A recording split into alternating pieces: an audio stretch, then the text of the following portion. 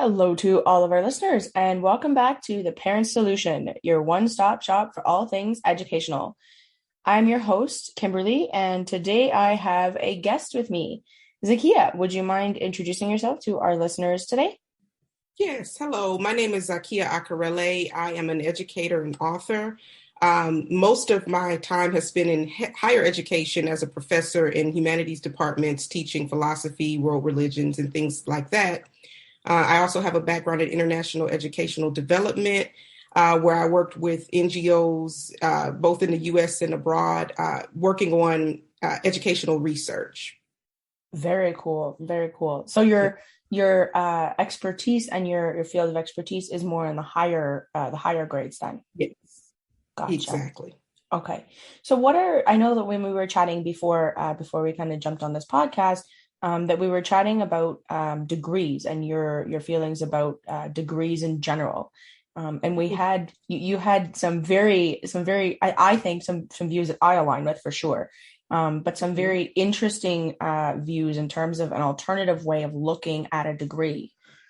We talked Yes. about a degree not being a magic ticket. Do you want to expand on that a Mhm. little bit?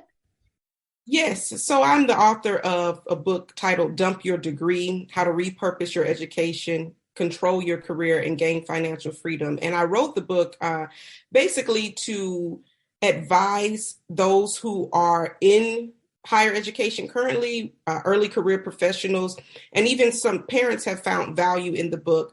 Basically, I'm saying that your degree is not the ticket to success that people like to portray it to be, Mhm. that you need other skills, of course, talents, connections. Basically a holistic approach to higher education. The degree doesn't really afford people the opportunities that people think that they do.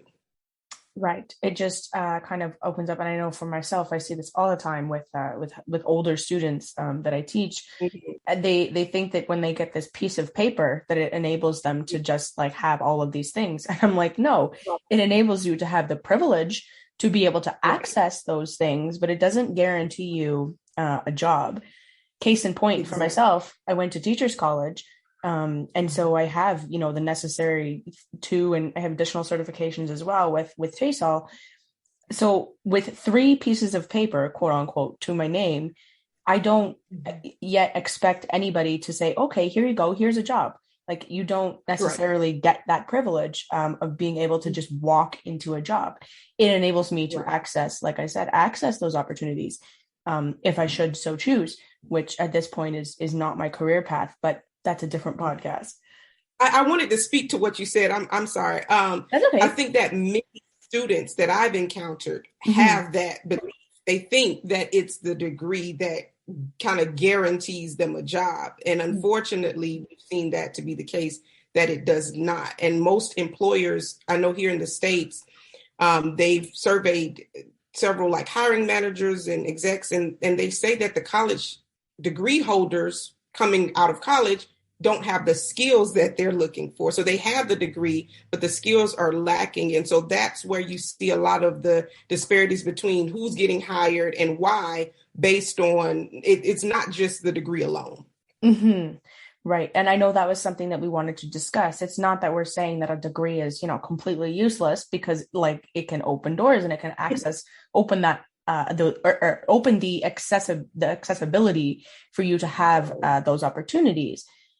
You mentioned that, there's these skills that are missing. I assume that you talked about these in your book. Yes, definitely. Of course, it depends on the career field, but you have to have certain communication, the soft skills, so to speak, the interpersonal skills and those things, but also recognizing that the degree limits you to a particular field subject matter, and that there are new skills that need to be acquired consistently. Hmm. So not just seeing the degree or maybe going to grad school as another approach, but also looking at certifications, courses that you can take that are not necessarily linked to higher education or institutions of higher education, but that will open opportunities for you to supplement your degree. So learning those skills, Hmm. whether it be in tech whether it be just, skills related to communicating in a corporate environment or whatever environment you seek to go into. Learning those skills are essential. Mm-hmm. It's almost as though learning those skills is your opportunity for future growth as a person and as a ideally, someone who works in society and someone who is contributing to society. I think that using that degree sort of as a stepping stone to get into opportunities that you want, but those skills, the communication skills, like you said, like that's a big one. I find also that particularly with the way that our world is going, there's a lot more things that are going to the online space. There are a lot more things that are going to the online space.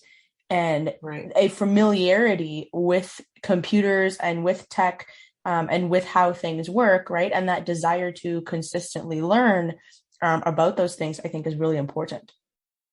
Definitely. And you see it with these major companies that are no longer even requiring degrees, but they're requiring the skills or maybe certifications, like the IBM, Tesla, Google no longer require degrees. They want the skills. So it's not, like you said, it's not to say that degrees are completely worthless, but it is important to find a degree field that would serve you and give you the best return on investment if you're looking to use it as a means to develop your career. Some people, and I've heard it, that they use the degree to explore and to find out what they want to do later. Or to kind of find themselves. And that's fine if you have the money to do that, to explore, cool. But if you're looking, which most people that I've encountered are looking to get a job after they graduate, you might want to look at opportunities that don't require a degree or specifically look at degree fields that would get you that outcome and not just kind of, majoring in just about anything, Right. And be very specific with what you, with what your goals are. That's difficult to be specific when you don't necessarily know what it is that you want to do. For myself, I always, like from a little girl, I always wanted to be a teacher. And that was, and here I am 2 years into running my own business as a tutoring company and an educational consulting company. It was useful for sure for me to get my teaching degree. But because I graduated in April of 2020 and I went, whoa, I don't think this is a very secure job anymore, just with the way things were in April of 2020, right? So that was something that I chose to do, but that degree has been useful in the sense that I have now, like you said, repurposed it to be able to do something similar, just not what I actually envisioned as a kid, right? Exactly. And that's my goal with the book. And basically, when I'm speaking to students or new professionals is don't get limited by the degree and then think, okay, I have a degree in this area. I must get a job in that field. Sure. Like you said, you're still in the same degree or the industry, you got your degree in, but you repurposed it. You looked outside of the box. You didn't say, oh, I must go into the classroom. How can I use this education to now develop my own business or to work in another field? When I was recently graduated out of my doctorate program about 12 years ago, it was a serious recession, right? So similar to your story about the pandemic, it was, a lot of stuff was not going right here in the US at that time. And so I wasn't able to get hired. I had degrees in soft areas that weren't in high demand. So I was upset for a while. I'm like, why can't I get hired? But then I started looking outside of my field, but looking at the skill sets that were required for positions. So I ended up working in research that had nothing to do with my academic background, but I had the skill set to do the research because of my experience in higher education and was able to get hired. And now that allowed me to even expand my experience in my CV in a way that if I needed to work in that field, I have that experience. So it changed the trajectory of my career in some ways and allowed me to repurpose my skills and background that I had, acquired through higher education.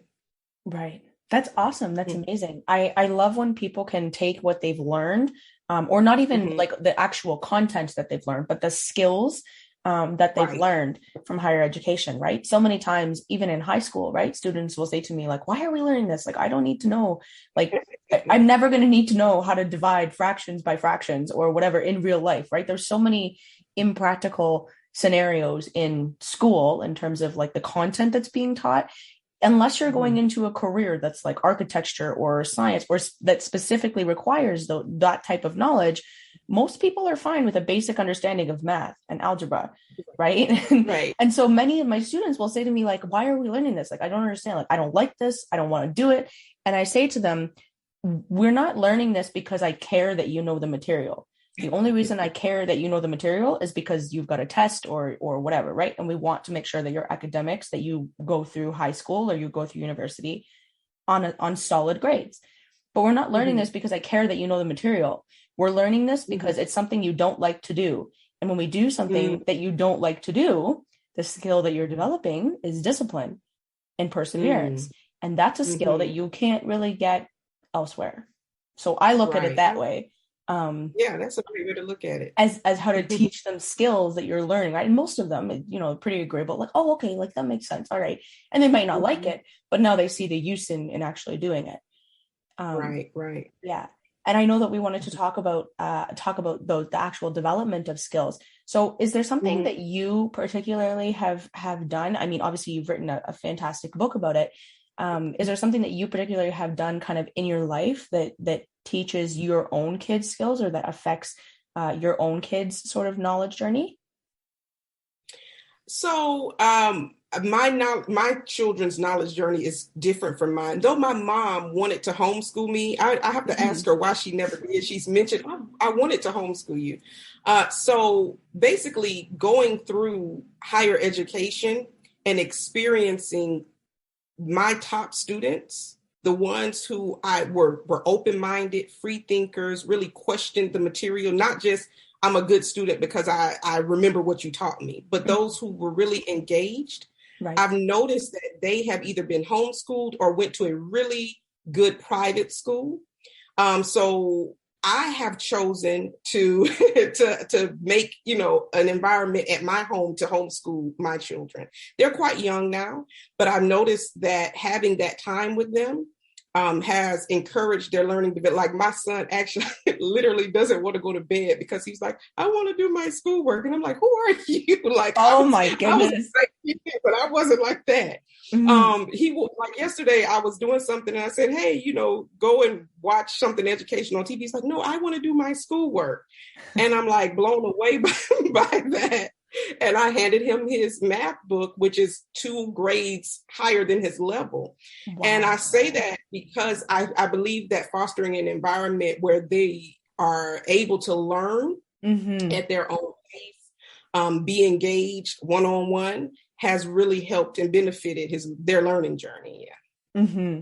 I know that I work with quite a few students who are homeschooled, as well as a few students who are in school. The majority of my kids are in school and it's academic support. Right. But I work with quite a few students who are homeschooled, right? Whose parents just want to make sure they're like keeping up with the curriculum, et cetera, et cetera. And I do notice a difference in the homeschooled children versus the children who are in school. In my experience and what it's been is that the homeschooled kids are much more excited. They're much more turned on to learning, if that's the way that we can kind of say it. They're more engaged with the material. And I think part of it is because they have control over what they learn. They have control over when they learn, right? They have control over how they learn. They're not, I don't, sit them in front of the computer and say, here's a workbook, right? We say, okay, like, let's look at doing project-based learning. Let's look at doing this project. Wouldn't it be cool if, right? Like I love how you've taken that approach because there's so many different ways of learning other than the public school system that so many people are experiencing. I think in terms of like a solution that we would be presenting, I mean, there's no easy solution. It's not like there's just, you can just yank your kids from school. I mean, you can, right? You can, but it takes some sort of commitment. So if parents are looking to work within the system to be able to provide their kids with this sort of experience of wanting to learn and of creating an environment of a willingness to learn and of a desire to learn. And they always want their kids to be turned on to learning. What would kind of, as a homeschooling mom and as someone who's experienced the higher education and the public school system, what would you say would be your top kind of tips for parents? What would be your sort of advice? Yeah. So I would look for my children's passion at any age, right? Because of course we go through different stages of what we're passionate about, but finding ways to connect their passion with education.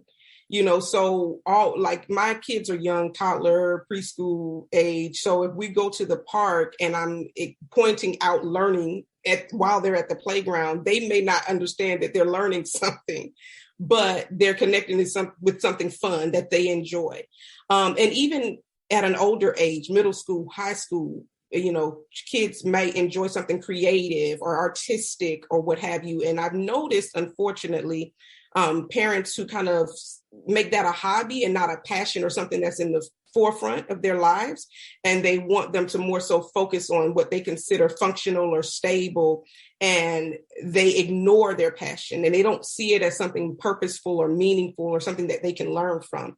But I would advise parents to always see what your child enjoys and find ways that they can learn and also grow, but also create possibly a career from, not looking at things as play in one area and learning in another, but connecting the two together. Connecting the two. Yeah. I think that is amazing. I know that like combining things like projects, right? If a kid, I have a couple kids that say they're into like marine biology. Okay, so let's go pick a favorite animal. Let's do a project on it, right? Like, oh, maybe you could be a marine biologist when you grow up, right? Like there's different ways to combine play and fun with learning. And when kids are engaged, they don't even really feel like it's learning. Right, exactly. There's this resistance when you say school, right? To most kids, when you say school or learning, there's this automatic brain resistance in them they're like, nope, don't want to. Whereas if you present it as a game or fun or something that they want to do, then they're much more willing to participate. Right. And also supplementing the education. So if you have a kid that is in public school, but finding ways to supplement that education, because there are limitations in public school. I know here in the States, we go through so many ebbs and flows of like how the educational school is structured, what the curriculum is teaching students, and there's all. But you having the autonomy as a parent to decide what they learn outside of school is really important, and not just leaving it up to the public school system, but also finding avenues to supplement their education in other ways is key.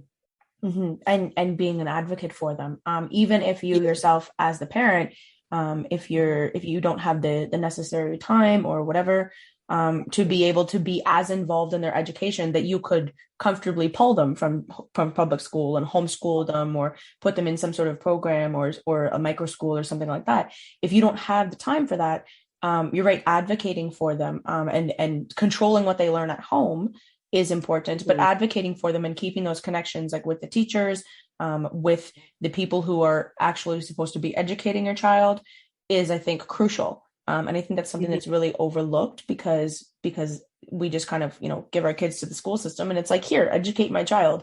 But if you don't have the confidence to do it yourself, then it's important that you, I think, maintain connections with the people who are, so that you know what's going on. Exactly. Yeah. Okay. Awesome. It's great to have you, Zakiya. Thank you so much for being here today. Thank you. And I appreciate you having me here. If you have any comments or questions, you can always find me on social media. It's Star Students on Facebook and LinkedIn, or starstudents.learning on Instagram. You can also reach out through email, which is all over social media channels. Thank you, as always, so much for listening, and I'll be back next week.